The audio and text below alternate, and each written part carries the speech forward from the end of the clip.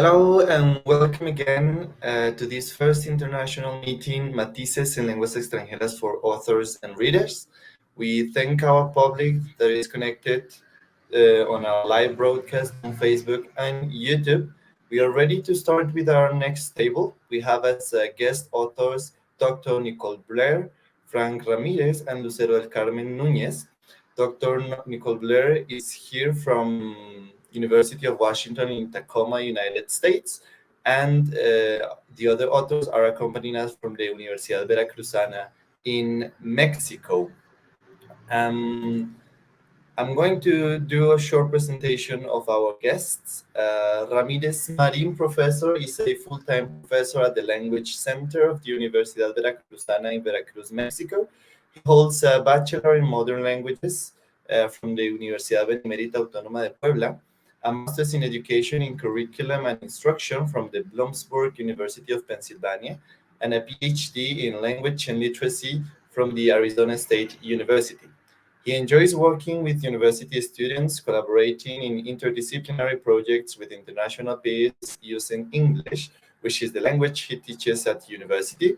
Specifically, he has worked in international collaborations using the collaborative online international learning COIL methodology.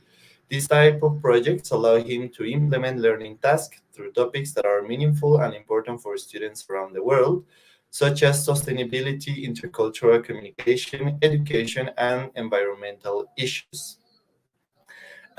Professor Lucero del Carmen Núñez Figueroa is a part-time teacher at the Language Center of the Universidad Veracruzana in Mexico.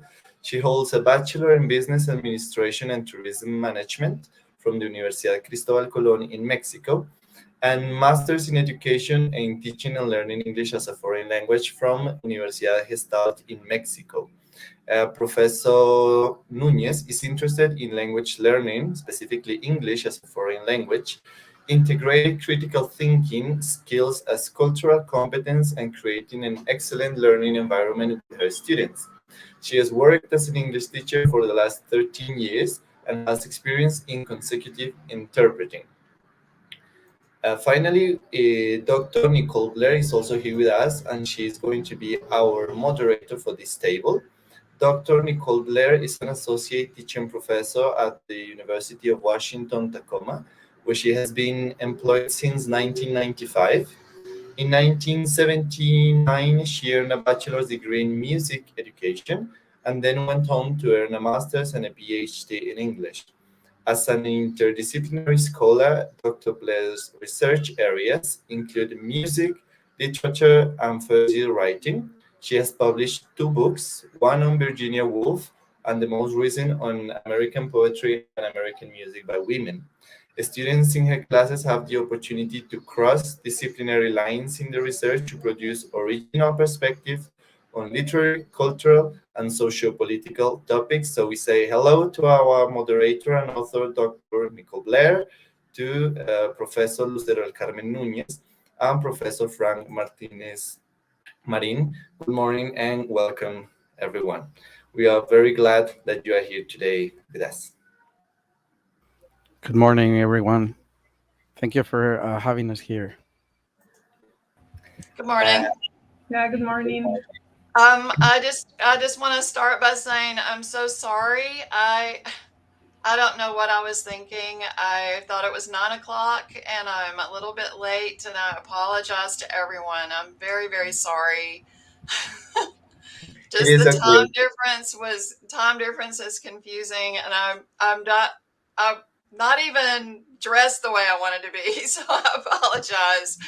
But it's good to see you, Frank and Lucero. I'm so excited to see you and to meet you and talk. It's been a while. As the moderator, I just thought I would just kind of start by saying that this experience was amazing, and I felt really lucky to be a part of something like this. I had never imagined that that I would have an opportunity to work with an international group. And I think the students really enjoyed their time. And I was so grateful to Frank and Lucero for the work that they did. It was amazing. And didn't we have like 3 months to put this together? It was very quick.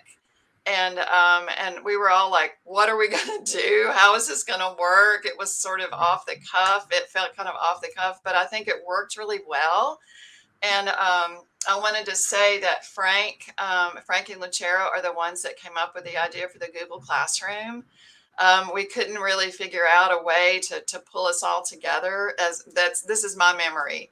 And I'm looking forward to hearing what Frank and Lucero have to say about this. But it felt like, how are we going to pull this together, and, what kind of classroom we're going to have. And we wanted to have a Canvas page, but it was not possible for us to do that. And Google was really, isn't this what y'all remember?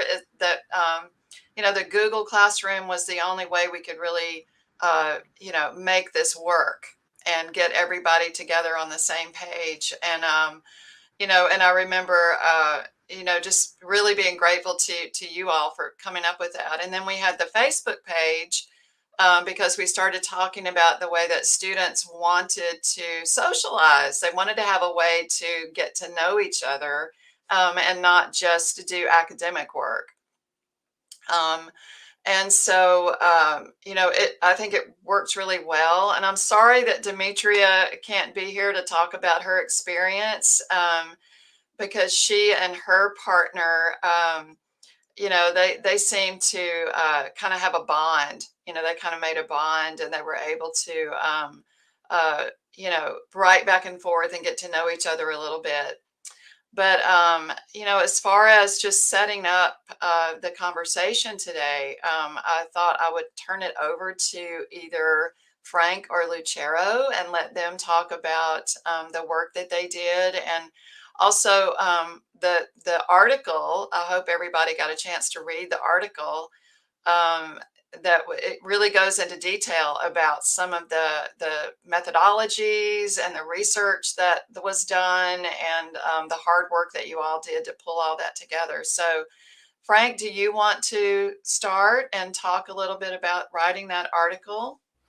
Sure. Thank you, Nicole. Absolutely.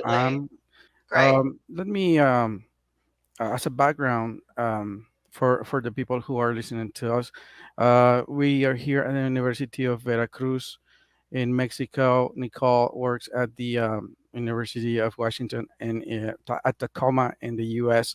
And basically, both institutions are working really hard in promoting the internationalization of higher education. So we're looking for ways to bring in the international dimension into our teaching practices, into the curriculum, into the educational policies that are part of our institutions.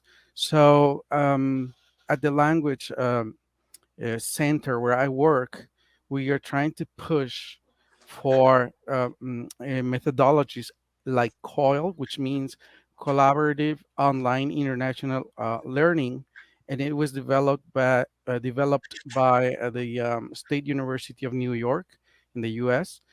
And it has become a very, very important methodology that integrates content, but also intercultural learning. And that's a point that I really want to stress.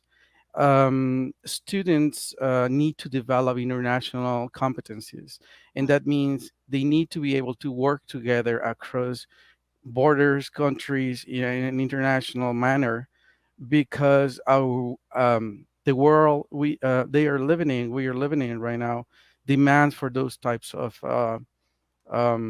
competencies. So, at the University of Washington and at the University of Veracruz, Universidad Veracruzana here in Mexico, looking for ways to integrate content and at the same time promoting these interactions and collaboration at the international stage, we found COIL. So basically, that's how our project originates. So we had two groups of students, as you can see in the slide. Right, we had 20 students from the University of Washington, 20 students at the Language Center in Veracruz. We also took advantage from the Mexican perspective that our students are learning English, and that's a tool they need to have also as part of the international competencies they need to develop. They need to be able to communicate with others. And our the language we use in Mexico mostly is Spanish. So around the world, I was just listening to the previous conversation, and the emphasis on the teaching of Spanish as a foreign language, as an international language. Well, we have the advantage of our students speaking Spanish, but also they need English to communicate. And so we took advantage of that to develop this project with the University of Washington in the U.S. We based our project on a writing project because Nicole's class was focused on developing writing, writing as promoting, some type of critical sense of writing, like critical theory embedded in writing as of to discuss important social issues. So So Frank, if can I interject for just a sure, second? sure. So the class was a first year writing class. It was the very first writing class that students take when they first come to the university. So that was their first quarter. Wait, yeah, it was their first quarter in college, and they had never taken a writing class in college. So it was that first level. And the theme that we had was sort of around social justice and Mhm. and storytelling and how to change the world through listening to other people's stories. So anyway, I just wanted to throw That, that that in there. that's great because then that sets up the context of the Yeah, collaboration. Our yeah. students having the opportunity to communicate in English in a meaningful way, with real people, and the students from Washington having the opportunity to get to know how other students live around the world and their realities as students, as young people. So that was very enriching, I believe, for Hmm. both groups, and of course for us as professors. Anyway, well, we had a syllabus, as you can see. Um, Nicole mentioned already these issues: language, community, and social change. Our design was a qualitative study. We wanted to know the students' perspectives on how these experiences of collaborating through writing with others and international um, collaboration would turn out. What were the students' perspectives on this type of collaboration? Okay, we had set these stages of the development, um, different stages of the project. Thank you. There you go. So Perfect. those were the stages that we used to develop the project and implement it. Mm. Continue, please. Next slide.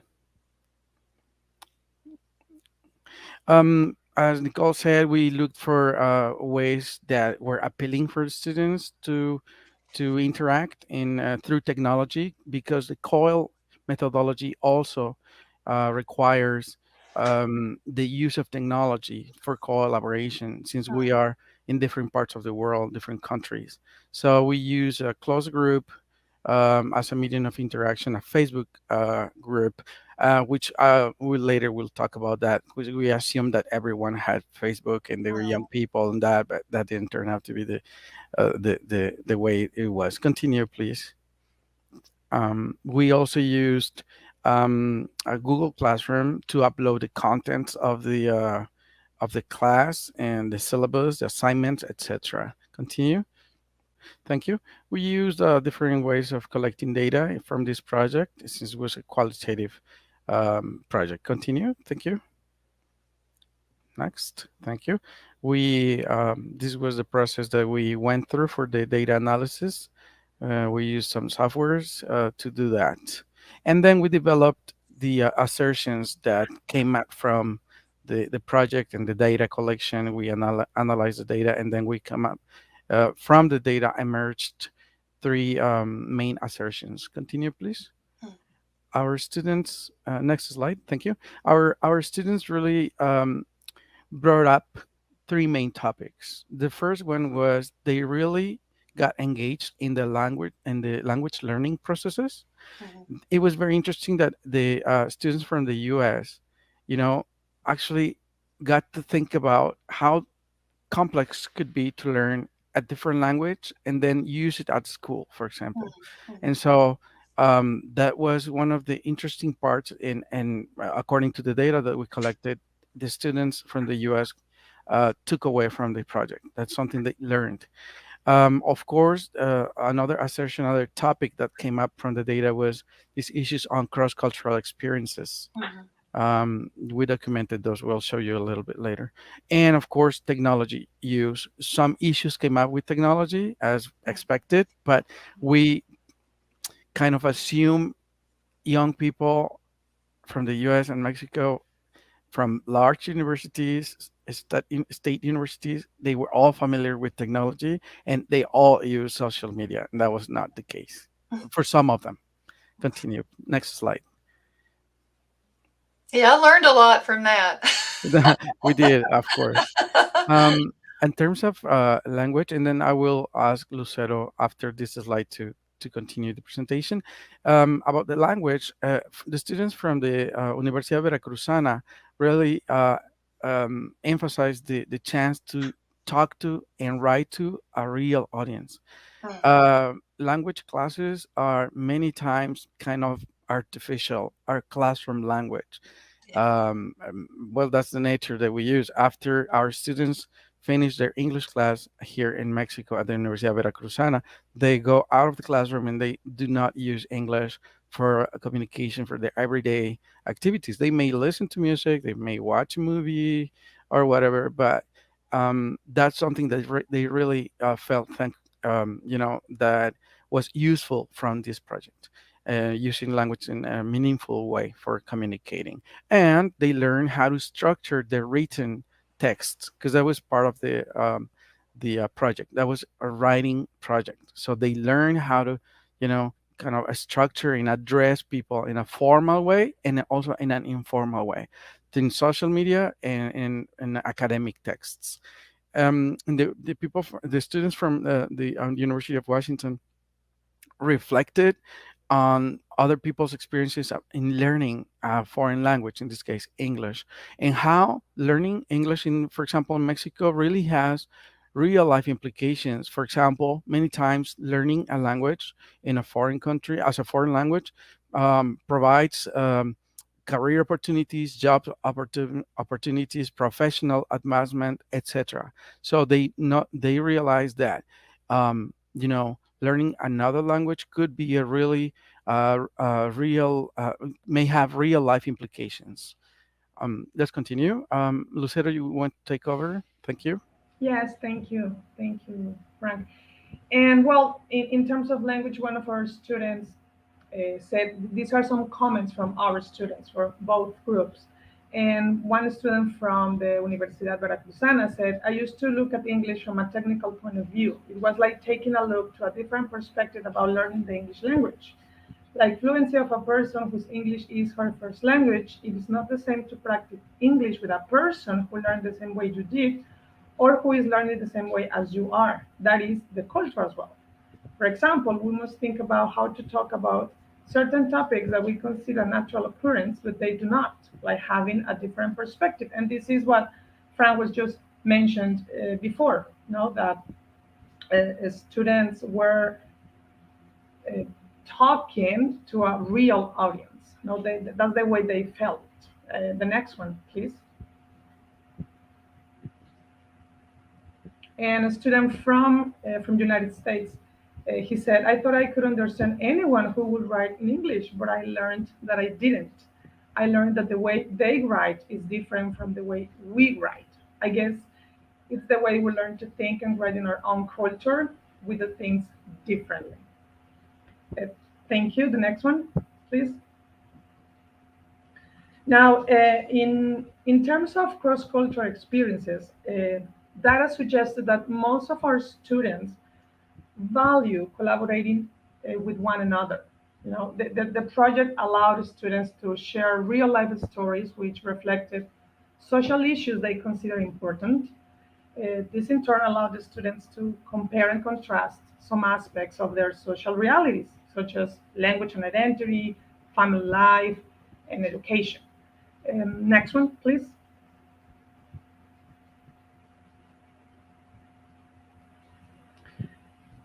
And in here, one of our students in the United States said, I felt that we were able to make a connection, even though we were so far from another.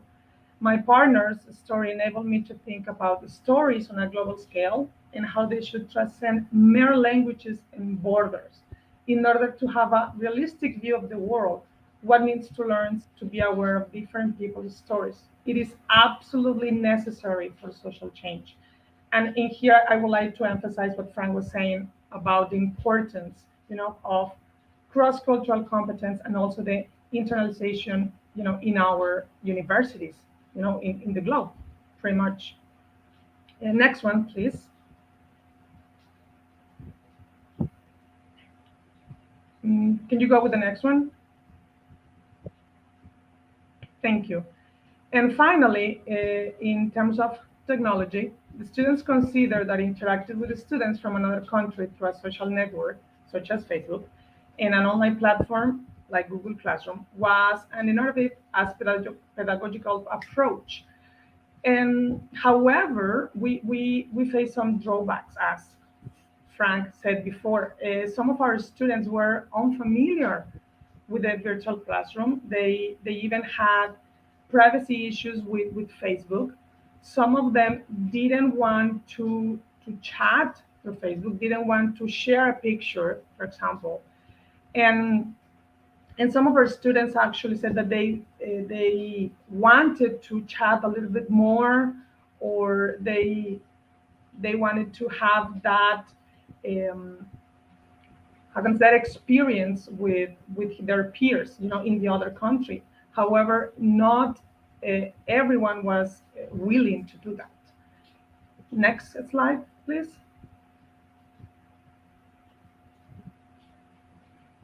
One of our students in the United States said, in general, it was very easy to access to the toolbars and get the assignments done using Google Classroom.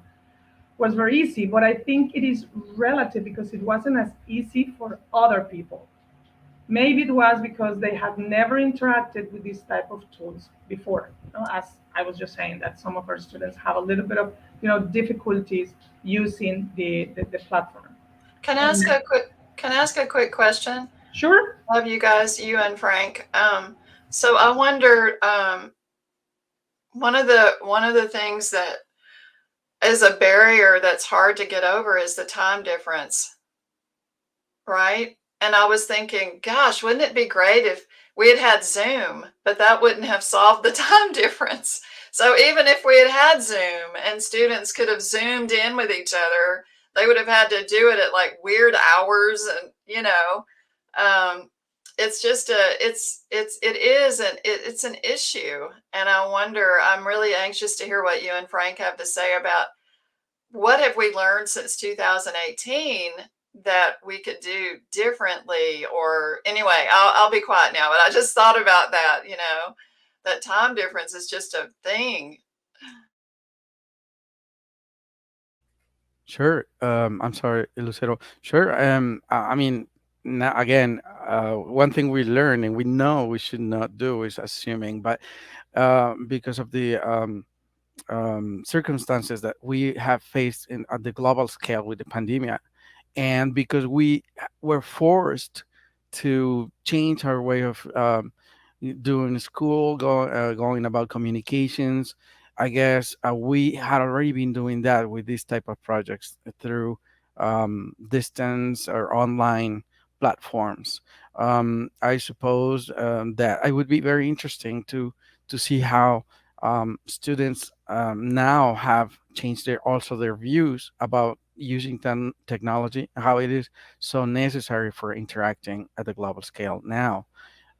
So yes, definitely the pandemic has an impact on this, I'm sure. And so maybe for further collaborations, we can go into that. Lucero, you want to continue on this and finish this presentation? Thank you. Sure, thank you. So we can conclude that the COIL approach, I'm sorry, the COIL approach fostered positive learning experiences for the students who participated in the writing project in three aspects: language learning, cross-cultural competence, and technology use. The project allowed for the students reflection on other people's experiences, specifically on how college students go about learning English in contexts where it is not the official language. It also shed light on how is that EFL learners value the interaction with and write to a real audience rather than using classroom language. Go to the next one, please.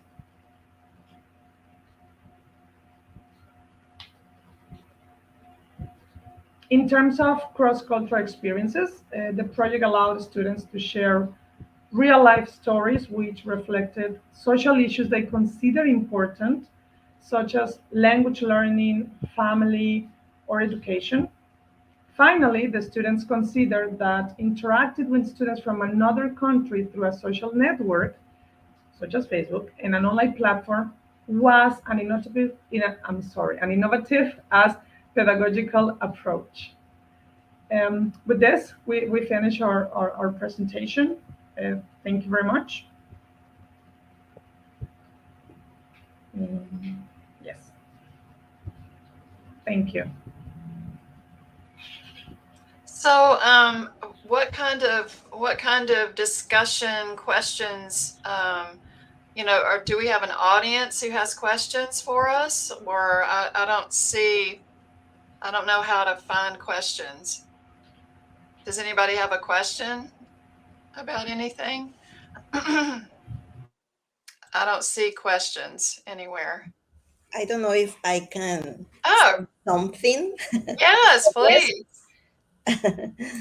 Okay, well, I am Celia, and I just want to begin telling that I feel very proud to be here sharing and learning with you, and very pleased to be part of the team. Our international office, Dr. Mario Oliva, Vero Rodriguez, Lucero, and Frank, where we work together in the Language Center too. And well, as I can see, this work that Lucero and Frank have done here make the work easy here in the Language Center. Me as a coordinator and as part of Universidad Veracruzana, which is a public university here in Veracruz. And what I can say is that this article shows in a word quality. And how can we find quality in this COIL project? Well, we can see many advantages in this work, like the ones that you have mentioned in your presentation, involving students in meaningful and situated learning with real situations, not simulated ones, as we normally do. And now, through the advantage that we have with our global classrooms, the ones that we have adapted to here in Universidad Veracruzana, we have changed our models too. We can take advantage of this model that we have here to enrich our teaching and all the learning experiences that we can have following this model that we have as COIL, okay? And well, you have also mentioned all those advantages like developing these intercultural and cross-cultural experiences, but also promoting that collaborative teaching, that's team teaching, okay? And that collaborative learning too, teamwork to reach the objectives, the goals of a program, okay? So this is like what we call here that kind of developing teaching innovation, which involves values, knowledge, abilities, and also the behavior inside a classroom. So this article shows how, as ELT teachers, we can move learning in all settings and motivate our students to find new options and connect them with those strategies that will make them find that meaning that we want when we come to our classrooms or in our virtual classrooms, whatever it is. But that reality, that's very important to keep them motivated and not just to cover a program, to find them learning vocabulary on those things. And I just want also to make, taking advantage of the time, making reference to the article structure. I feel very proud of my colleagues because they show a clear organization in a way that facilitates reading, and it's easy to understand the purpose. But the most important is that it invites you to try, to innovate, and to join the challenge, because it's a challenge. I have seen many teachers who just plan ideas, but this is more than that. So it's very important to follow this model, to share this in our context and also in different ones, because it's a professional project. And that is COIL. That is COIL here. So I just want to thank Lucero and Frank for this work, and all of you in the Matices magazine, because we have those opportunities to learn and to grow together. Thank you, Celia. Thank you so much. And I am in 100% agreement with you about the beauty of that article from beginning to end. It's amazing. And I've shared it with my colleagues at the University of Washington in Tacoma. It's beautiful. And it's a model of what's possible. And I like the way that you describe it, because it invites you in. It invites you in, it sets it up, and it's like, you too can do this. Exactly. And you know what, Nicole and Celia, I think, I mean, I agree with you totally, but I also think it's the fact that we share some of our students, comments. That was just beautiful. It's like, oh my gosh, we made an impact. I mean, they did, but through the project, through COIL, through the teachers, because we worked together, and as you said, Nicole, was very quick. I just remember that the first day we were just panicking, and we were like, okay, we're gonna do this, but how are we gonna do it? And I don't know, but very fast, Frank had an idea, then you had another, and I had another, and we were like, okay, we're done. Let's do it, right? But having our students, like comments and that feedback, I think that was like the best of everything that we did. Can I just say something too? I was really grateful. The students that I had were all 18. They were 17, 18 years old. And didn't you all have, your students were a little older than that, right? Which I found to be extremely beneficial to my students. I hope that your students were like, geez, these guys are so immature. But I mean, I hope that they also got some benefit from that. But my students got a huge benefit from working with students who were older than they were, and had a little bit more life experience. They were, I thought that worked really well. I don't know about y'all, but I felt like that worked really well. But I also wanted to say that I think it became quickly apparent to me through the assignments and the kinds of things I was reading, just how, and I don't mean this in a denigrating way or at all, but just how immature their thinking, what my students, how immature their thinking was about the world, and how important it is. It made me realize how much more important it is to educate people about the world, about the people in the world, and about the fact that we're all in this world together, and we have to work together to make change. Am I making sense? I mean, it really came home to me, just how important that is, and how much we have to learn from each other, um, and going Sure. forward. But anyway, I just Sure. wanted to say that. Nicole, sure. Can I take the conversation? There, actually, what you're commenting right now, fits with a question by Edgar Rivera. I think there's some questions there.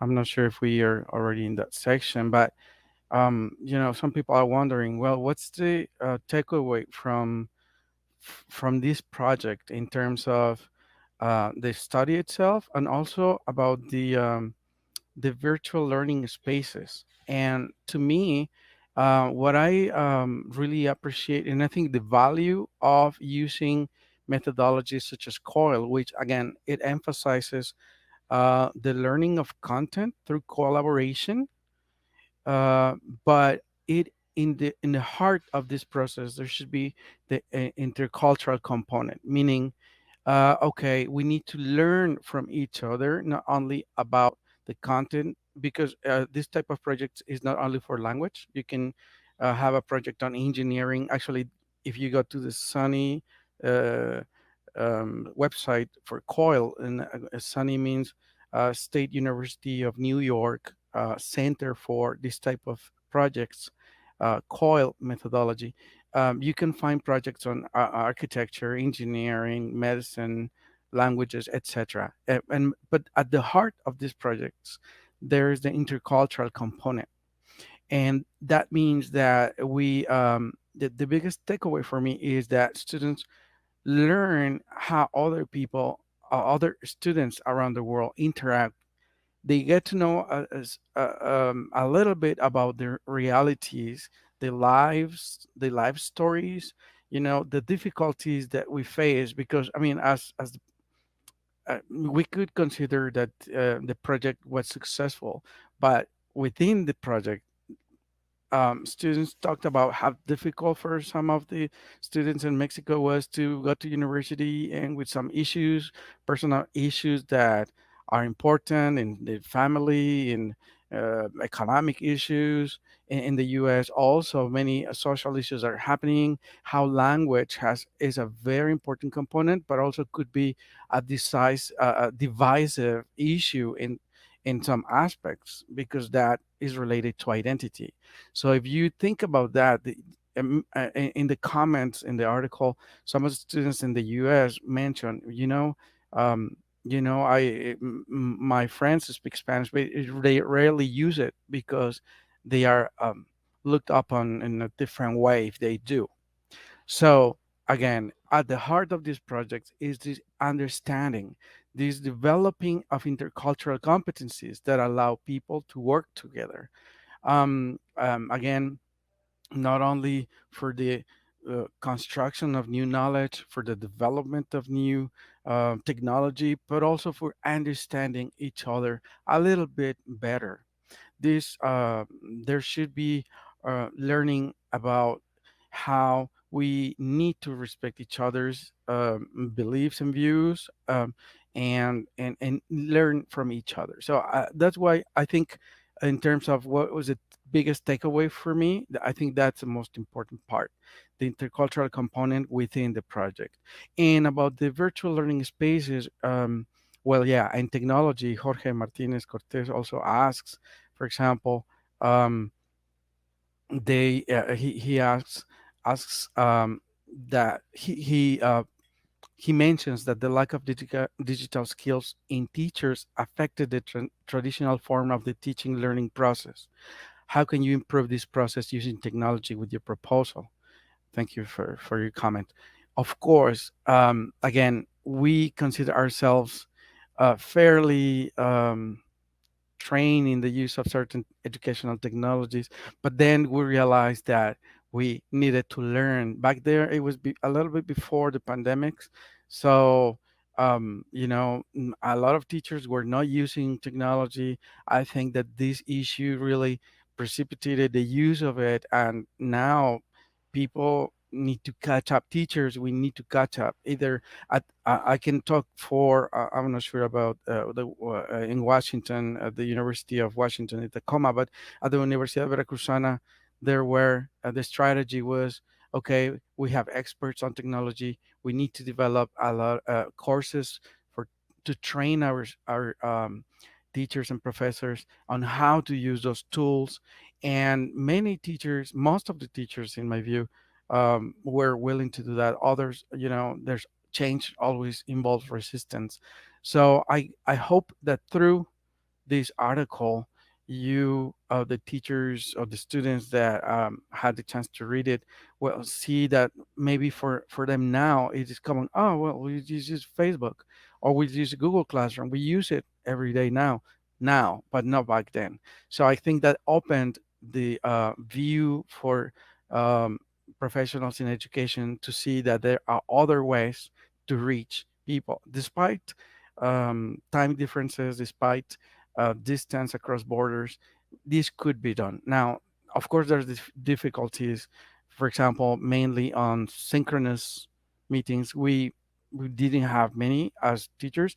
Our students, some of them did, some of them agree because that was part of the project. They had to meet and share and talk through in chat room or whatever they decided to use. Some of them actually interacted a lot. Others did not interact through. So I guess back in 2019, but now I guess our students also have a different view on technology. We use these resources all the time. So I hope this is something that is addressing the questions and the comments that we had. Thank you. I would also, I just want to add really quickly at UWT, the pandemic, like for everyone else, every other university in the world, the pandemic forced everyone to go online. And I'm telling you, there were people that weren't trained in how to use, and if they weren't iTech trained to go online, it was very, very difficult. But I'm glad it happened. And, it's important, Frank, like you said, it's important that we expand that we, make more use of that. And now we have even more opportunities to connect around the world to make those kind of, that web that we really need, the real web. Lucero, did you have something you wanted to say too? Not really. I think you just cover everything. Yes, I mean now, I think we are all changed. I mean after the pandemic, everything changed, everything, and obviously in education as well. And as you just mentioned, I think now we have more tools. We have more tools to be able to talk, to interact, to know one another, to improve our cultural competence. Which because this project, was our objective was that our students improve and develop cross-cultural competence. Within content I know, but the objective was cross-cultural competence. And now I think we have like a very like wide variety of tools and ways to go to develop projects like this. It should be easier. I I dare to say, it should be easier, but we will always face drawbacks or difficulties. That's just life. But I'm sure we all our teachers, I mean every teacher can do it. I am very sure of it. It's not that difficult, and our students are going to be glad, and they're going to be motivated, and they will want more, more learning, and I'm very sure of that. Thank you very much. It looks like Frank got disconnected, so somebody needs to let him in the room. I'm not in charge of that. There he is. There he is. Thank you. We have some Okay, technical good. issues. Thank you. All right. So, yeah, Lucero, I think what you were saying is true, and I think we'll see more and more of this model. And what I'd like to do is I would like to find out more, like how many programs like this are there? You know, this sort of Yeah. this attempt to make global connections. I mean, how many programs are there out there, and what are what are people doing? What Sure. kinds of things are people doing? If I can add something to that conversation, Nicole, of course, again, I would recommend for our audience to visit the COIL Center, the Sunny COIL Center. There is a community of professors there where you can join and you can see different proposals on projects, different projects, depending on your area of expertise. So again, Sunny Coil Center is an option that's here in the American continent, but I know in Europe they do something similar. It's called differently, but they also have this type of pedagogical approaches. If you're interested in collaborating with partners around the globe, an option for this type of projects, and I guess that's what, for example, the comment on Jorge Martinez was, what would be a proposal for teachers and professors using technology? Well, you should explore these options and visit. For example, an option could be the COIL Center at Sunny COIL Center, and you can look at the objectives, look at the researchers and professors that are part of the group. You can interact with people around the world, and then find partners to start projects like this one. This was based on language and writing, but you can find, as I mentioned before, topics on any kinds of area of discipline. So to elaborate a little bit on your comment, Nicole, that's an option people can look up and use in their classrooms, because the ultimate goal is that our students and teachers collaborate internationally through technology. Um, so it's very important that you know educators explore these options, and I guess to address the question of, well, what is the proposal, what can teachers do, this is one of the aspects. Now, again, teachers and professors should be aware that um, there's some type of um, international competencies needed. There are, mostly, you need to use a different language. Maybe you can use colleagues that use the same language as you do, but mostly the communications is in English or in Spanish or other language. So that's an important issue to contemplate. Thank you. Your microphone is off, Nicole. Oh, yeah, I always forget that. I've been doing Zoom for 2 years now, and sometimes I forget to unmute myself. This has been a great conversation.